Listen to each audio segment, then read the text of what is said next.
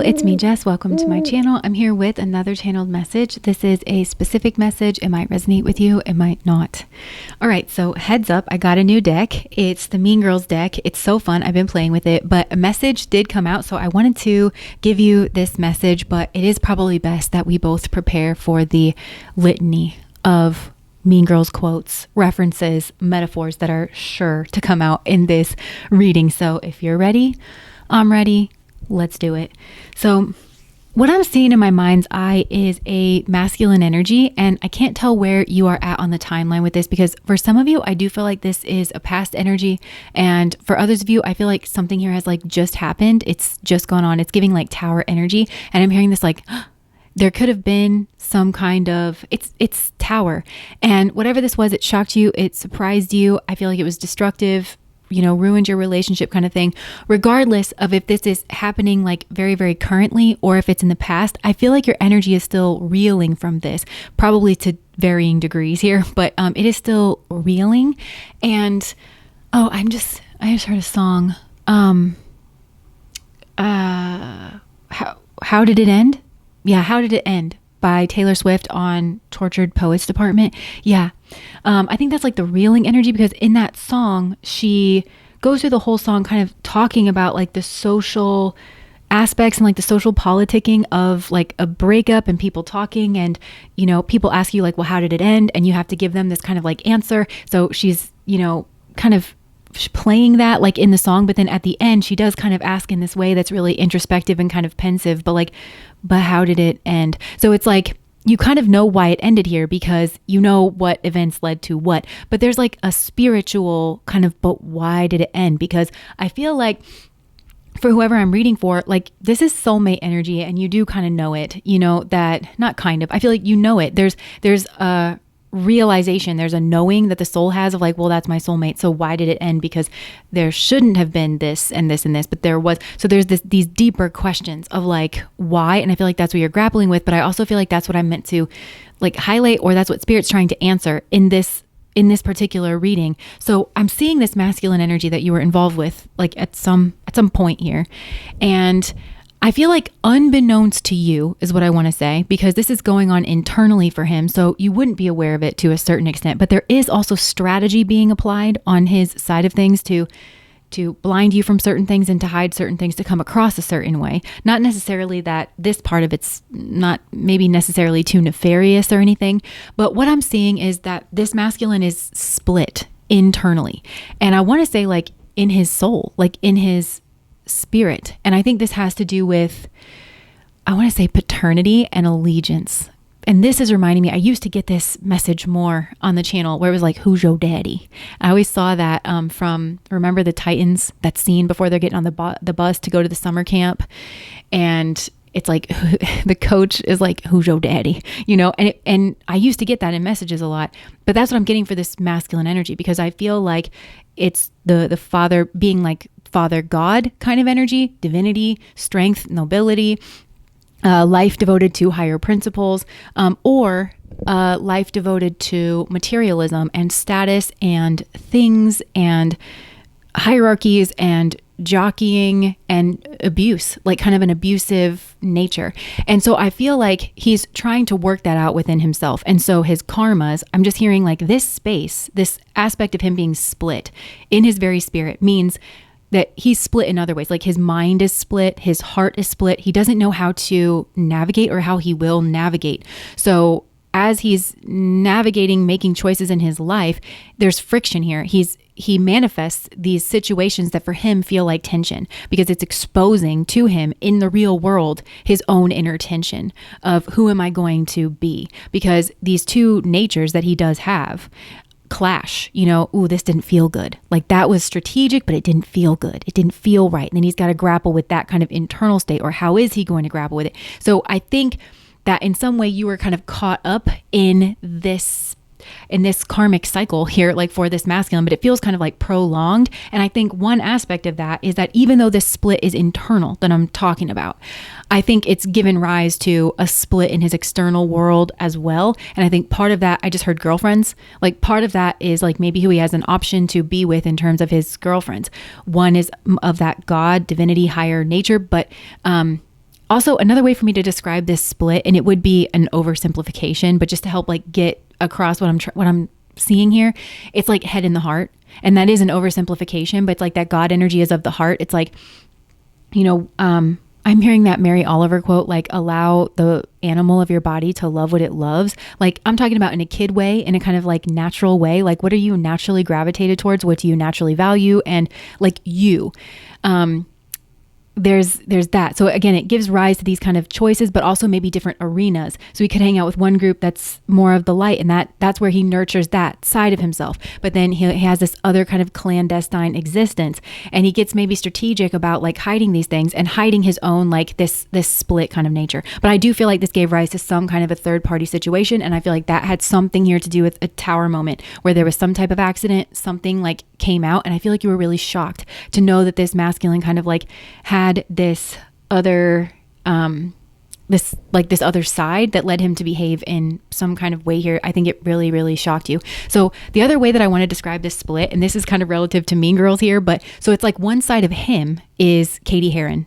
And I'm talking about the Cady Heron from like the beginning of the film, that is kind of just naturally herself, because she hasn't had an opportunity or doesn't even know like what other way to be, because she was homeschooled. She probably was like not around a lot of other kids or like people, and she was in Africa, and they kind of juxtapose the nature, oh, you're from Africa with all the little birdies and all the little monkeys, right? The innocence of the natural of like Africa versus the like plastic, hierarchical social politicking of the high school in the glamorous windy city of Chicago, right? Like it's those two like aspects of herself. And when she goes to the high school for the first time, that's when she kind of embarks on this karmic journey where her karmas are coming to fruition, and she has to live out her karmas in this like very messy way. And it's her way of working out, actually living, and in the restriction and the karmas and the mess of her working out her own internal kind of split.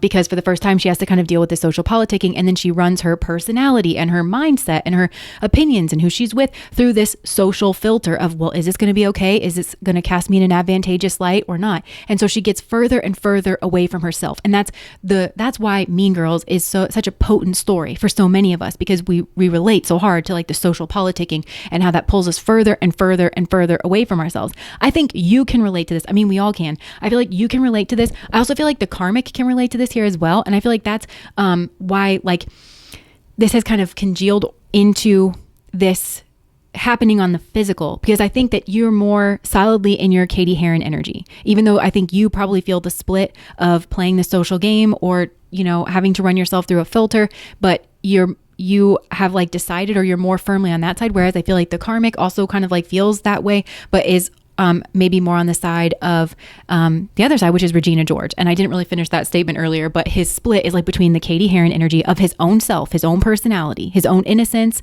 his own natural proclivities and wants and interests, and who he just naturally is, if he just allowed himself to be, come what may, come hell or high water, which is hot, right? That's manly.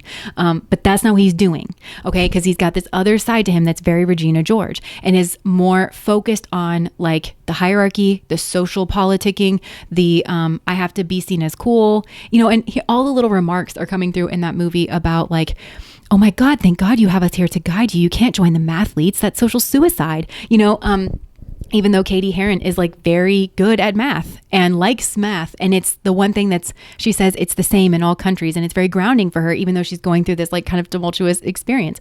So I feel like he was pulled into that kind of, it could be that this masculine had an opportunity to join what he considered the cool kids. And I think this might be a repeat experience for him of somehow in some way, it's never good enough for him, right? But his soul is kind of manifesting him into these experiences where, okay, well, he was from this like natural innocence of the birdies and the monkeys of Africa, but then he gets moved to the windy city of this like rich, wealthier, like high class suburb of Chicago, and now what do I do? Because it's kind of pushing him into like are you going to have the courage to be yourself and to carry yourself into this new situation? That's what he should be practicing. But I feel like, all the, and you can empathize with this, right? Like all the, like, I'm not good enough. This is an entirely new culture in a lot of ways, not just in terms of country, but, in a lot of ways, it's an entirely like new space. Who am I going to be? And so that gives rise to this kind of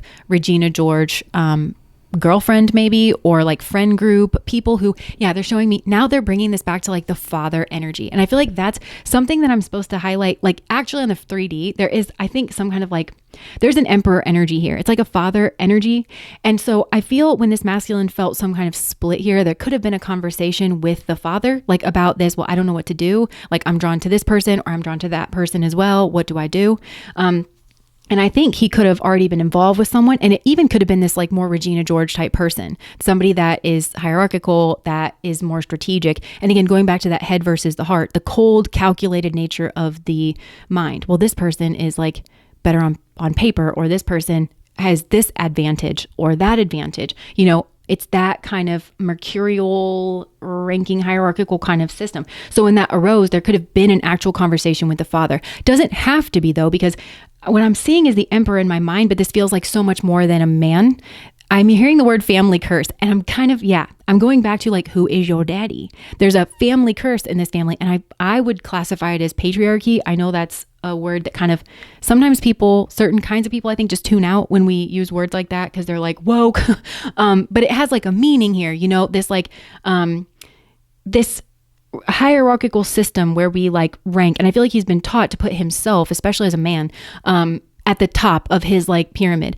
And so it doesn't have to be though that this is just, he had this conversation with his father, because it feels like it's more than that. It feels like a culture around this guy, that there's a lot of people maybe in an emperor energy that exhibit this kind of behavior. It's like really, really reinforced. And so it could be that there wasn't even a conversation with the father. It was something here was like so ingrained of, I want to say it's like, there's something about this father energy that is abusive. And I don't know in what way that manifests. So there could be some abuse in the household going on. I don't know what kind of abuse or anything, but we have learned in the book that we're reading, why does he do that inside the minds of angry and controlling men, that abuse is a mindset. And I'm seeing that here. And I feel like that's what he's been indoctrinated into. That mindset kicked in where you objectify people. And in his case, I think so that you can rank people. It's like this chess game kind of emerges, okay, and then I'm just going to move people around like they're pawns. I'm not going to consider my heart or their heart or what situations I'm putting people in. I'm not going to think about any of that. I'm just going to objectify them because I'm at the top of the pyramid. So therefore, all of my actions are justified because I'm in service of my own ego. It's real devil energy here. I'm in service of my own ego. Well, I don't want to look stupid, right? So, just going to hide certain things and I'm going to be strategic. And I think for a lot of you, there was a conversation here with this father energy where the father said, well, no. At the very least, this was like part of the upbringing. Where I'm looking at a card now, it's the 4 of plastics, and the plastics in this deck is the pentacles, but it is Damien dressed up as the Santa Claus, and he's like passing out the candygrams. And I feel like this father somehow instilled, because it doesn't have to be outright, but I feel like this is the ethos of the culture that's passed down through the worldly father and the family. It's a family curse is what I'm getting. To praise this like father as the head of the household instead of God. I just literally heard that. Oh, that got to me because I was raised in a household where the father was like considered the head of the household. I had this weird plaque on the wall for a period of time when I wasn't listening and I had to go pray to it and stuff. Not pray to it, but I had to recite the plaque, which was like, anyways, we're not here to talk about that. But the man isn't supposed to be the head of the household. God is supposed to be the head of the household. There's something here of where this worldly father that has instilled this kind of abusive mindset was like, pretend to be Santa Claus, jolly old Saint Nick, where I remember myself saying in another reading where I had this epiphany of like, to nick something is to steal something, but Santa Claus, Saint Nick, is somebody who sneaks into your house and doesn't take anything, but actually just gives stuff.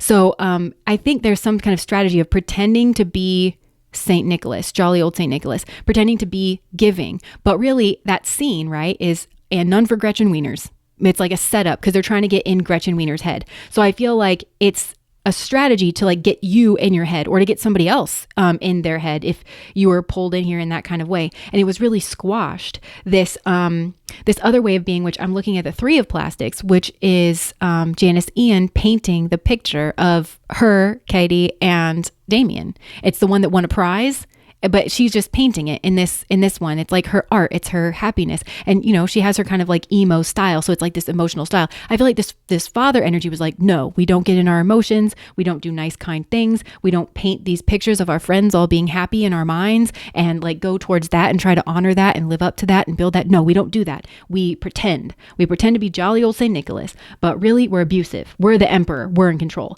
And I feel like a part of that had to do with hiding something. And I think it's to do with an ex that's not really an ex. So you could have been like lied to about that, saying that like something here was over when it actually wasn't. But there's something here that's like hidden so that he could be abusive to you. And I don't think he thought of it that way, or like, I don't think necessarily, but it's like one up, you know, so that he had some card in his back pocket if you started getting out of line. But the other thing is like this masculine could have been like, well, I don't know. I'm drawn to these two different lifestyles. And I think two different women for two different reasons. And it really kind of was a cry for help of like, help me. Like, how do I sort that out? And there's no healthiness in like the masculine culture around him. So I think that he played out some kind of like karma. And I'm hearing Eckhart Tolle in my mind because Eckhart Tolle talks about, and I do think there's something karmic going on with this man's parents, because I feel like the mom, this is part of the family curse. I feel like the mom chose somebody in alignment with this hierarchical energy. I think this maybe is a family that chooses people in regards to this hierarchical energy. And I think there's a conflation of the two.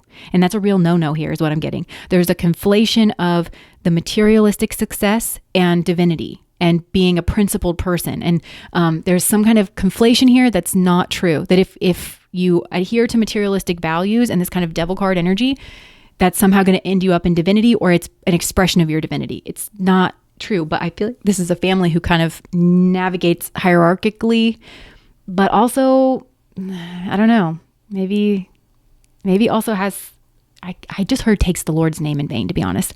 But I don't know. It feels like there is some level of like spiritual, like a desire to be good, you know, or something. I do feel, this may have happened with this like mother energy as well, where, and because it feels like maybe he came in as a soulmate to his mom, like on that side of things, but he doesn't have like a dad that's, his mom's soulmate. He's got the karmic that is of this abusive mindset. I don't know.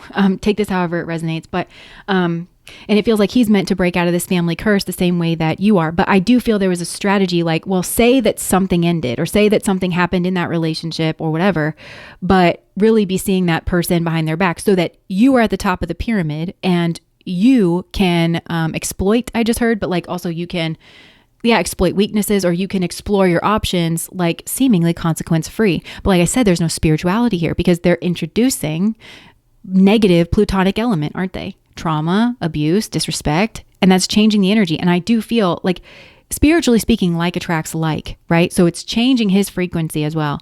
And so I do feel that there is some kind of karma here in terms of this accidental energy where Spirit's saying love is love and he's not of love and he's not holding love. So he doesn't get like his partner. And I feel like that's the answer. This like to your deeper soul's wondering of why was I treated like that?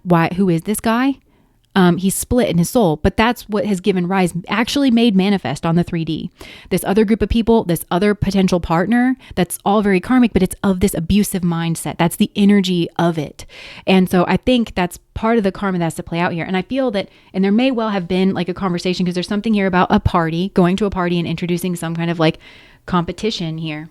I do feel though that this masculine does want to step forward and take responsibility for the burn book. You know what I'm saying? For the whole burn book, even though he's not the only one that wrote it or that wrote in it. And that could be like, maybe you were being gossiped about or bullied behind the scenes, because it feels like now I'm seeing, I don't have the card for this out, but I'm seeing in my mind, you know, like the chalkboard with the list, the plan, you know, when they go over it, like, that they cross things off, like Aaron Samuels, hot bod, you know, everything. But that's him towards you, where it's strategic in the sense of making you feel like fat or ugly or not good enough or second best or something, and to get other people to maybe point the finger at you. And all of that was strategic in his mind to erode your confidence and what makes you powerful. But yeah, and I think you felt very alone and very ostracized. But now I think this person's feeling alone, and I do think that their heart side is still there. It's still active in some way, and I think that they're in their feelings about this now, where they're kind of seeing like you've really been through enough and you've been betrayed and you've had to heal from that. Possibly you had to like pull your energy back, like nobody heard from you in a while, like this particular group that they know you from, or and this person's like, wow, you really have been through enough. You really been through enough. And I think this person wants to just say, I'm really sorry. I should not have acted that way. Because again, I do feel karmically speaking, this is a soul that's trying to break through the family curse, that's trying to overcome this. And they know that they themselves, on some level, their soul knows they themselves have this to reckon with. It is their karma. They're not the only one that's done it. So even though they have like the weight of patriarchy and that's what they need to apologize for their actions because they knew better. This is a person who did actually know better. They just allowed something else to like kind of overtake them, and because of that they didn't have like their love, their 10 of cups. They were supposed to be this I got the 6 of plastics here. Yeah, they were supposed to that. Okay, so the 6 of plastics for me that's the 6 of pentacles, so that is Saturn in Leo. So there's karmas to be worked out around Leo.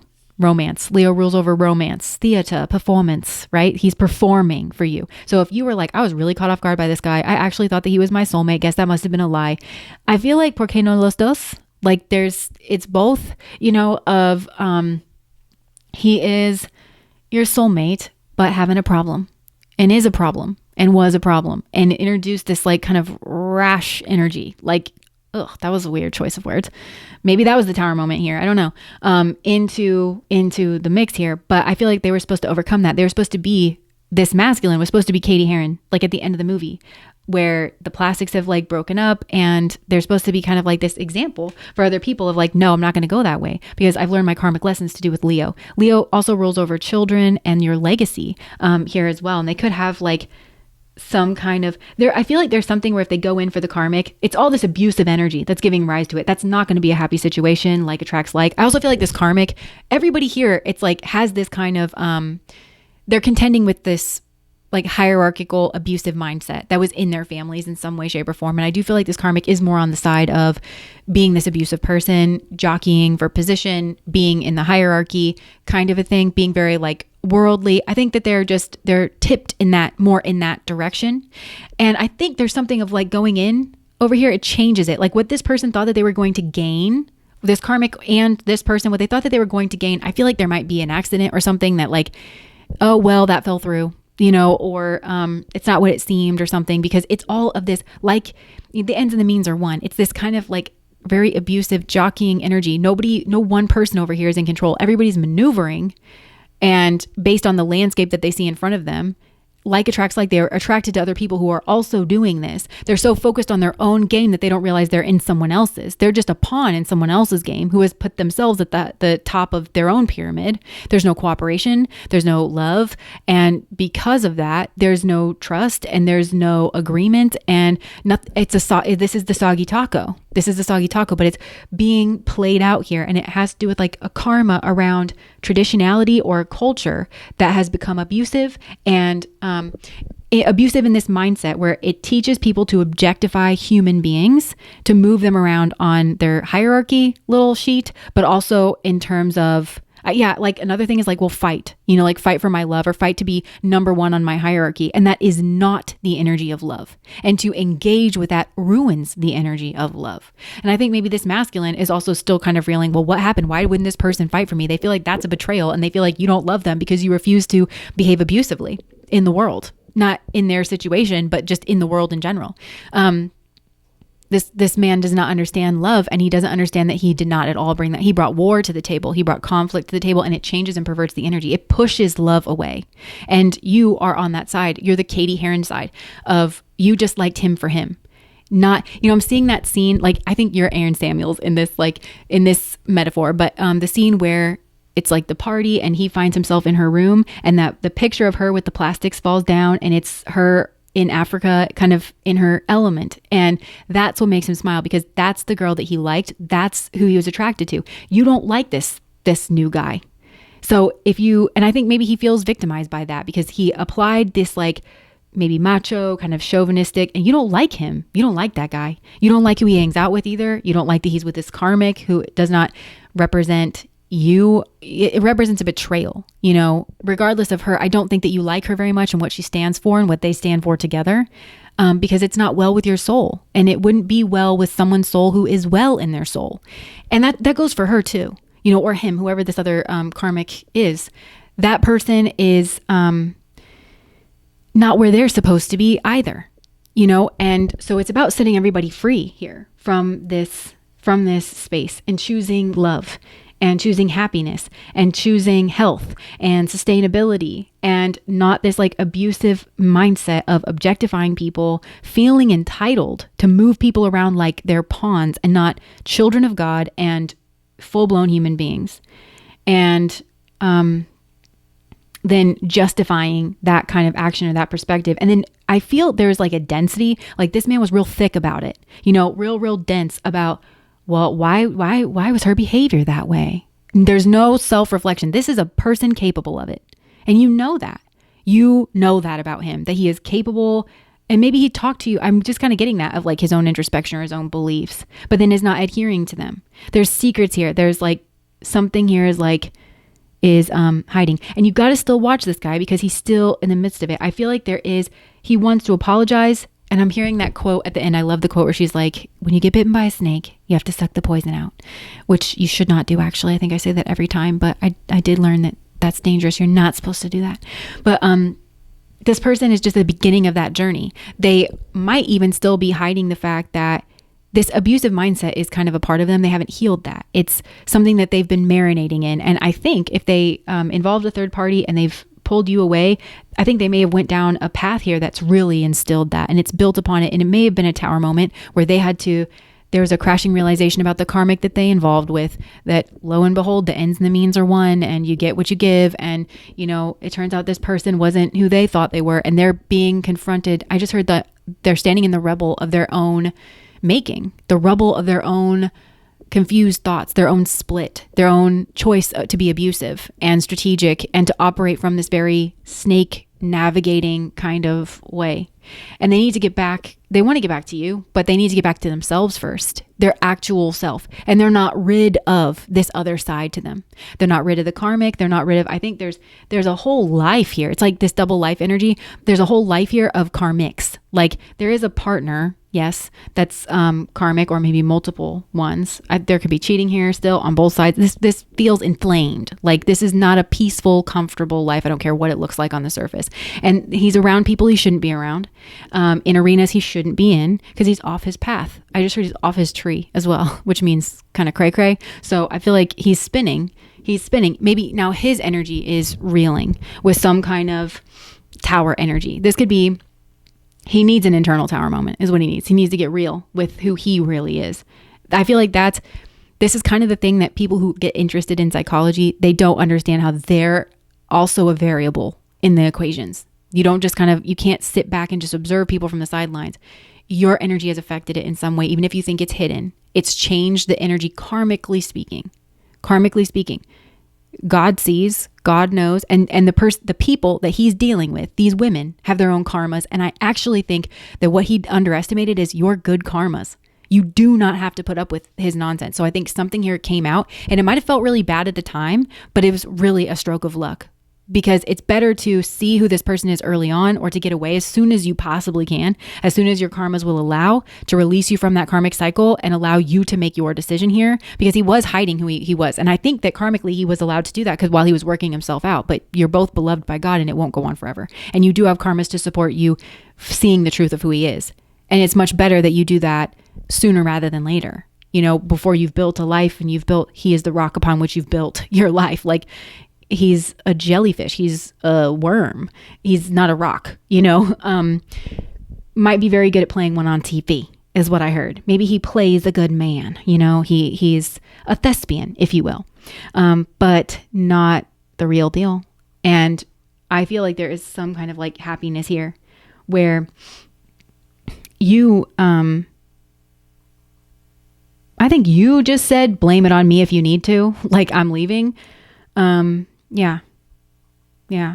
So there's a lot to kind of like unpack here, but I feel like that's what I've got.